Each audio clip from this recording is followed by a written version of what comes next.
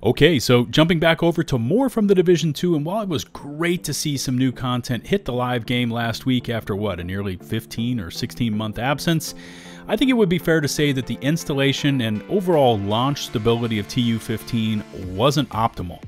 Yeah, we're going to keep it mild today and just go with that term. Optimal.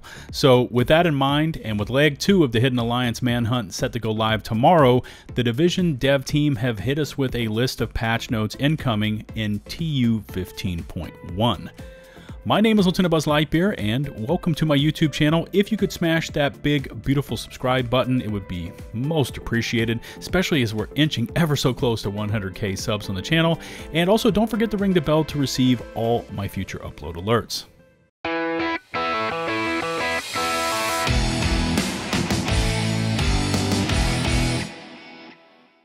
Okay, so the TU 15.1 patch notes hit the official Ubisoft forums a few hours ago, and as usual, you know how I roll in these videos, I'm going to make it super easy for you.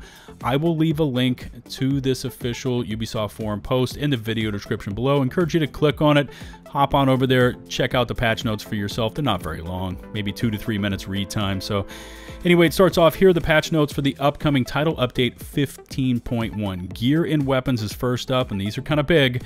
New exotics, the Dread Edict, Blue Screen, and Catharsis. Those are the 3 new exotics with TU15. Anyway, they will not be obtained from exotic caches anymore and are not available in the general loot pool anymore as well. So I know some of you were very lucky out there, opened up exotic caches and got these things. That was a mistake. Apparently, they are restricted to your season rank ups. I believe Blue Screen was rank 85 and Catharsis was 90.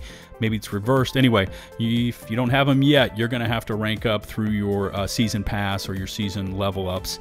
Next up, the Blue Screen and Dread Edict exotic weapons are now being displayed on the wall in the shooting range. Okay. They fixed an issue with the Chill Out mask missing Gilligard branding. Brilliant. Fixed an issue with the Dread Edict exotic SVD not stacking with the Perfect Focus armor talent. That's a big one right there. I tested that down in the shooting range, and I had some of you actually comment on that when I put together my Dread Edict, you know, several sniper builds there. And through all of my testing using Focus or Perfect Focus, whatever you were using, it was not working, even though you were keeping your scope up and you were ADSing. That's a fair amount of damage, and probably would have helped out because the Dread Edict forces you to stay scoped up and looking down the sights and firing. That would have been great to stack onto it. Apparently they're going to fix it in title update 15.1.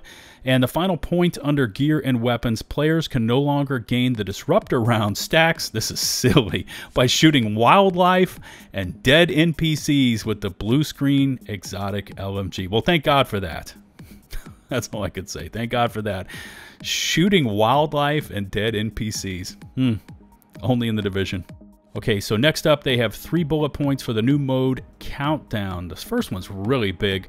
Fixed an issue with players getting stuck on 100% loading screens after exiting Countdown mode. So first off, I want to say on this, why the hell was this not fixed after the PTS? Because we saw it from the minute we booted up the PTS. I don't know why this was actually included in title update 15. That should have been handled by, I guess, Q&A and the bug fix or whatever team over at Massive, UB Bucharest. That's a pain in the butt.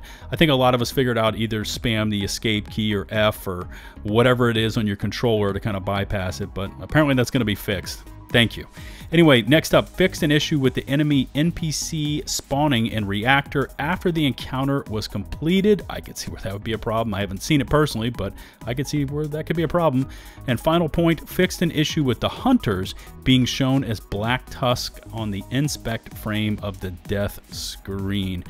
Yeah, that led to a lot of speculation. The hunters, are they part of the Black Tusk? Are they not part of the Black Tusk? Are they some sort of just aggressive militant wing of the Black Tusk? Well, apparently they're not supposed to be labeled as Black Tusk at all.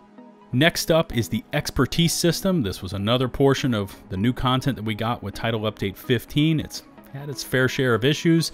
First bullet point, there's 3 of them by the way, but first bullet point, donate all junk button functionality is now fixed and should be giving the same number of materials regardless of the menu category. Yeah, that was an issue. Upgrade grades are now displayed on skill and signature weapons in the inventory, similar to gear and weapons items. And they've also got a sub bullet point. The grade is also displayed in the expertise menu. And the final part of expertise fixes fixed an issue with the upgrade animation not being displayed when upgrading a skill or signature weapon in the expertise menu. Okay, so I think a lot of that is UI and UIX with expertise, but yeah, let's move on. Next up, Season 9 rewards. There's one bullet point. Placeholder names are now no longer present for some cosmetic premium rewards on the reward track screen for languages other than English. Okay. Also included in Season 9, there's a bunch of manhunt fixes, which is good. I know there's issues with the keys, and I think it's probably the first one. Fixed an issue where only the session owner received the encryption key after completing manhunt in a group. That is a huge error right there. So if you were rolling in a group, only the session owner could pick up the key, go down and listen to the Fey comms and things like that. The other group members were just left high and dry unless they created their own session and went through it all again. There's a separate bullet point on this that says players should no longer be missing the decryption key when resuming their personal progression after doing the decryption mission while in a group. That's a big one. Thank you for fixing that one. Next up, the issue with the EMP drones and the Hidden Alliance manhunt target missions having placeholder icons is now fixed. A lot of placeholder icons in this. You know what I'm saying? So that means it wasn't fixed or wasn't done when it launched. Next up, they fixed the issues with the investigation updates. Apparently, they do not appear on the HUD within the manhunt investigation objectives after the control point completions. Fixed an issue with the server crashing when the player is entering a shared space while the VO from audio file is playing. I didn't personally see that one. I'll talk about PC stability in a second, but fix an issue with the players do not receive a notification that the group leader cannot start a takeover bounty while the party members are in the mission areas and the party leader is at least 100 meters away. Man, that's super specific. Okay. Fix an issue with the prime target mission objective not being updated if the players happen to stand close to an area leading to the mission's next beat when all hostiles are eliminated. Another really just fringe error issue there. And final here, it says fixed an issue with the team leader would see activate bounty as an option when their teammate was in the mission area of the takeover bounty. Good Lord. Just good Lord. Next up, UI. Fix an issue with the assault rifle. The TKB 408 icon is not centered in the inventory tab. Okay, and other than that, they fix an issue with the layers becoming invisible if they don't detonate the EMP sticky bomb while interacting with a ladder. So a lot of just really sounds like one-off fringe issues, especially in that Season 9 list of bullet points. One item that I don't see listed in here is, I can't speak for console. I'm sure console has its own set of issues, but PC stability ever since TU15, that's last week, went live, has been horrific. And I want to just kind of parse my words here. I don't want to start dropping F-bombs. It has been effing horrific since TU15 went live.